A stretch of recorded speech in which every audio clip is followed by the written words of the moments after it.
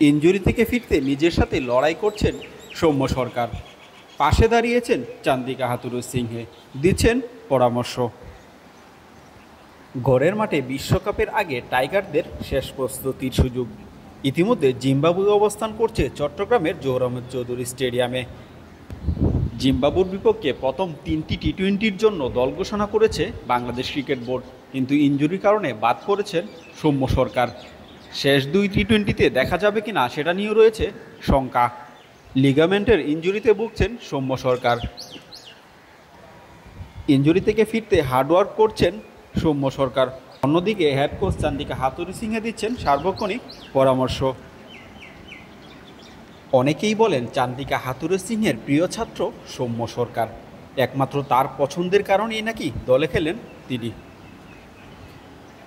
কোচের সাথে পরামর্শ করে উঠে দাঁড়ালেন সৌম্য সরকার, শুরু করলেন ফিরে আসার প্রস্তুতি।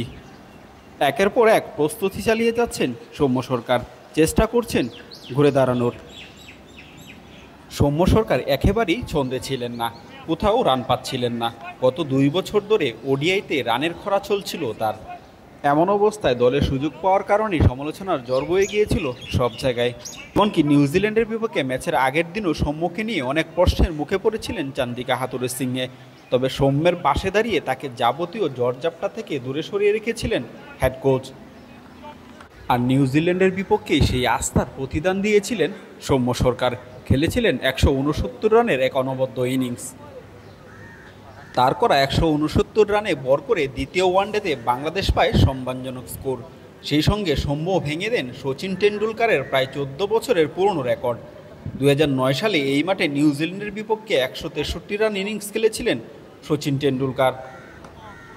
বৈরী কন্ডিশনে সৌম্য সরকার যে কতটা কার্যকরী ভূমিকা পালন করতে পারেন সেটা সবার জানা। শ্রীলঙ্কার বিপক্ষে ঘরের মাঠে ছিলেন দুর্দান্ত ফর্মে, সেখানে ফিল্ডিং করতে গিয়ে লিগামেন্টের ইনজুরিতে পড়েন সৌম্য সরকার।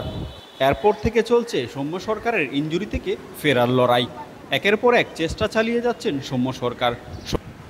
সৌম্য সরকারের এমন বৈরী সময়ে টিম ম্যানেজমেন্ট থেকে শুরু করে সঙ্গ দিচ্ছেন সবাই। তাদের পরামর্শে কখনো বোলিং করছেন, কখনো ব্যাটিং। এভাবেই জহুর আহমেদ চৌধুরী স্টেডিয়ামে রানিং করেছেন 30 মিনিটের বেশি সময়। প্র্যাকটিস করেছেন প্রায় 4 ঘন্টা। জিম্বাবুয়ের বিপক্ষে বাংলাদেশের ব্যাটারদের রেকর্ড নিয়ে অনেক হয় হাসি তামাশা।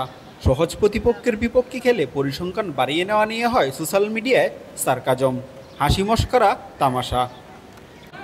তবে মজার ব্যাপার হলো জিম্বাবুয়ের বিপক্ষে সৌম্য সরকার খেলেছেন মাত্র 2টি ম্যাচ। তুলনামূলক এই সহজ প্রতিপক্ষের বিপক্ষে সৌম্য খেলেছেন মাত্র 2টি ওয়ানডে ম্যাচ। জিম্বাবুয়ের বিপক্ষে 2 ওয়ানডে খেলেও সবচেয়ে কম ইনিংসে 2000 রানের ক্লাবে প্রবেশ করেছেন সৌম্য সরকার। জহুর আহমেদ চৌধুরী স্টেডিয়াম থেকে তোফায়েল আহমেদ, ডেইলি পোস্ট, 71।